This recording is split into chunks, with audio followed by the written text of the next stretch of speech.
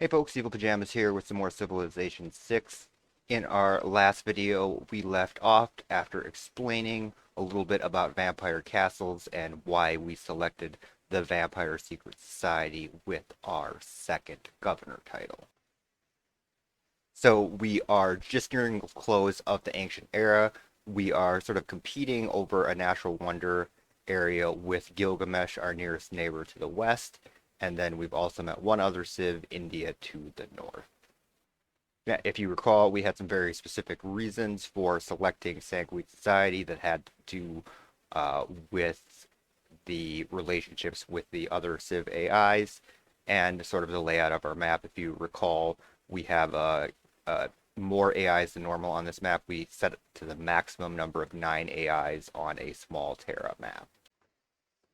So the first thing that we are going to do is we're going to take that builder that we have available and go down and build a pasture on that milk source there, or whatever cow source. I don't know what you want to call it. At any rate, this will allow us to double dip for a inspiration and a eureka. And that craftsmanship inspiration is very important earlier in the game because that is obviously one of the prerequisites you need to get on to political philosophy, which was one of the very first key early civics, because that allows you to change your government type. As you can see, I'm not working on craftsmanship here, and a lot of time I will shuffle around my civic selection so that I am not spending turns on something that could get completed by a boost. So here instead, I was working on early empire just to make sure that I wasn't wasting culture points into craftsmanship when I knew that I could complete 3 improved tiles. So in the capital, we completed the slinger, and then we have to set our production to what we want to build next. So the reason that we're going granary here, if it isn't apparent, is because, if you recall, we did not settle on a fresh water source, so our housing limit is lower. So with the additional improvements that we've built, we have gotten our housing up to 4, but we are still getting that penalty to growth because we are only 1 away from the housing cap. So the inspiration that we got for craftsmanship allows us to complete that a little bit faster, and that unlocks the Mapuche's unique building. And this is something in this game that I severely underutilized. I got sort of distracted by what's going to be an upcoming conflict with Gilgamesh, and I just didn't take full advantage of this building. Part of the reason is because I was fighting over an area that has good culture output anyway, but the fact that I am near a natural wonder area that has high appeal to begin with, it should have sort of signaled to me that I could have sort of exploited the additional culture output from this building to really rapidly move up the culture tree, which is something that I end up not taking advantage of. So here I'm going to be taking military tradition as the next selection because I anticipate that the flanking bonus that is given by military tradition is going to be likely valuable in the very short term here coming up. Then we do a quick comparison to see how much we get from our chop in comparison to how much production we need left, and then sort of take a look at how much time we need before we get any research done on either tree, because the value of the chop increases as that you complete more of your tree.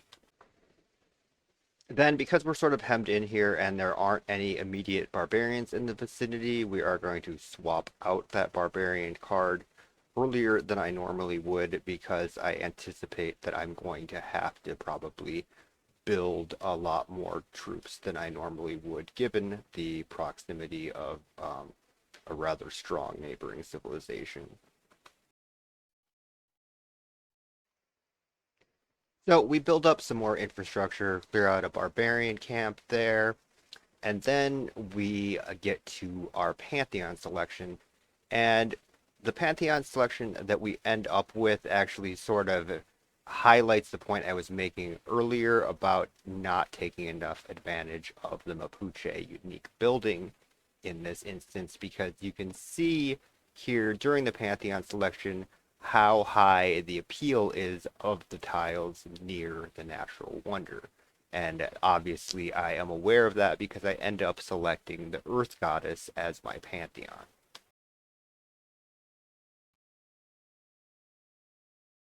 So we're at 2 turns from the closeout of the ancient era, and there hasn't been any significant developments in terms of changes of policy cards or anything else that's happened on the map. What I am going to do is I'm going to take my vampire over here to scout out further into Gilgamesh's empire. Now, vampire units actually make really good scouts on the edge of an opposing enemy's empire because if you do end up going to war or you're already at war, if they get attacked, you aren't out any units if they're out there by themselves and they die because they will just respawn at the nearest vampire castle or at your capital. So I noticed that there is an injured Indian archer just outside of Gilgamesh's borders. So do a quick check to see if they are at war status, because that might be a good opportune time for me to initiate war myself against Gilgamesh. Then I am going to move my troops in position for a good either offensive or defensive front. Now you can see that I'm trying to be careful and leave my units inside my own borders and not into that unclaimed territory. And that's because I don't want Gilgamesh to give me the pop-up where he sort of says either move your troops or declare war, because I think that like you either end up with a surprise war out of that, or then you'll get a diplomatic penalty if you say you're going to move them and then subsequently decide to declare war. The other thing that you'll notice about my positioning is that I am avoiding moving the slingers into that Pantanal area because the Pantanal is actually a marsh that gives you a -3 defense modifier. So if you move your slingers into a position there and they get attacked, it is going to really increase the amount of damage they're taking. So I would avoid positioning slingers on negative defense tiles, such as that. So our second city is going to be growing soon, and we have one improved bonus luxury in the pasture, and then we have the 2 Pontinal tiles. Now, since I'm thinking about possibly just initiating war against Gilgamesh here while I have the potential advantage, I am going to go ahead and build a builder in the second city, and that is because as the city continues to grow, I'm going to want to improve those 2 hills tiles to the east of the city to give myself extra production when the city grows and I need to assign additional tiles to work. And the builder will just give me extra flexibility into other options should I want to take him up to the capital and possibly improve or chop those stone resources up there. So because we completed our Civic here, one military tradition will now give us the flanking bonus, which is something that we wanted to have completed prior to initiating any battle. And then 2, that will give us an opportunity to adjust our government policy tiles or cards. So if you recall a while back, we selected our Pantheon, which was Earth Goddess that gave us faith on the breathtaking tiles. And so what we're going to want to do is swap out the God King card back to the card that gives +1 production in all cities, because the production is going to be of much greater value than 1 faith and 1 gold now that we've already completed our Pantheon.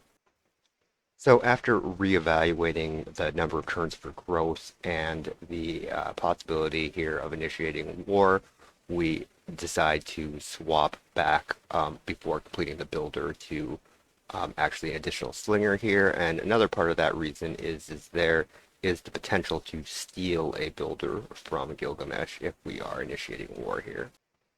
So, given Gilgamesh's positioning here, it should be rather easy for me to go in and steal that builder. And he has 2 war carts, an archer, and a warrior. while I have one warrior and 3 slingers, with 2 more slingers on the way, and then my vampire on the backside of his empire. At the classical era, Gilgamesh is entering a golden age, which is actually great for us. If you recall, the Mapuche's ability Toki gives plus 10 strength when fighting civilizations that are in a golden or heroic age. Now, considering that ancient era combat units only have something like 20 to 30 strength, with 30 being the most, being Gilgamesh's war cards, plus 10 strength is actually just gigantic at this point in the game. Now, based on the current state of the battlefield here on the eastern front of Bad Tiberia, not to be confused with Bad Robot, Q J.J. Abrams lens flares. Based upon that, we're going to do a couple of things. We're going to queue Ancient Walls in our second city, not because I think that we'll need the walls, but because we want the boost so that we can research into the tech that gives us catapults, because we aren't generating a lot of science at this point without any campuses. And the other thing we're going to do is we're going to chop into a slinger at our capital, because that way we can sort of press while we have the advantage. Now, you might be wondering why I think we need to prep to get catapults when there are no walls in that city and we seem to be doing a good amount of damage to that city. And that is because a lot of times the AI will get walls built at some time while you are sieging the city if you don't immediately get it down. So having prepared in advance to get your catapults out can be very important. So the next thing we are going to work on doing, because of the proximity of where we are fighting to my capital city, the front being very close there, is we are going to position an encampment district along our territory border, just 3 hexes away from the city that we are sieging. This is going to serve a couple of functions. One, it's going to give us an option to get additional housing in our capital, because we are already having the housing problem without the fresh water source. 2, it's going to add additional production, and 3, it's going to give us a position from which we can use ranged units safely without fear of getting killed and attacked. Additionally, we can add on encampment buildings later to give us more production and additional experience to our units. We go ahead and use our unused governor title on Pingala, which I think is a good choice here because we already have 4 population in the city, and even though that 15% is not going to be a lot, that will set us up to get his tier 2 titles, which respectively would be either for culture or for science at the current population. You can also see that there is a nearby iron source there, so we are going to purchase that tile because that is going to be huge for us in terms of being able to actually get swordsmen out to counteract the strength of those war carts to have a front line for our ranged units. So as we progress into this war, there is a little back and forth here. I take advantage of the defensive terrain modifier that Gilgamesh is sort of ignoring to get sort of an advantage while attacking him and able to clear out some of his units. Now, during this time, there's a very interesting development in which Gilgamesh, for some reason, wants to rush a settler down to that southwest coast and now has a completely unprotected city down there in the southwest in addition to the one that I'm already sieging. Now, if you recall earlier in the video, we had a discussion about why I was building ancient walls in the second city, and that was primarily to get the Eureka that we would need to get mathematics in order to build catapults. Now, you'll also see further back in Gilgamesh's empire, he is already starting to build walls, but there's not walls currently on the city that we are sieging. So I think that we have a little bit of time before he is able to get walls up, so I'm not going to move immediately into mathematics. And a part of that is because we just aren't generating a lot of science, and it's still 17 turns even with the boost. So it actually may be a more efficient play here to actually finish our writing tech and then build out a campus so that we can actually get a little bit more science instead of slogging 17 turns worth of research into mathematics. You also might have noticed during the time that I was talking here, the statement that I made about having a little time before he gets walls up on that city was completely wrong, and he just got walls up immediately. So because he has walls up on the original target, we are actually going to switch focus now to the newly settled city, which doesn't have walls up on, and hopefully shouldn't have enough time to get walls up on should we shift our focus over there. Now there is a little bit of a problem with sieging that city because it does have good coastal positioning in where there is only one outlet for a melee unit to get in there, but I think that the city is new enough that it should be vulnerable, and it is actually far enough into my empire that I shouldn't have a lot of loyalty issues should I take that city. So we finish researching writing and we get the political philosophy civic, which is very big because now we have 4 slots for our government rather than 2. Now we also see that we missed out on getting a great profit, not surprising given that there's 9 AI players on a small map.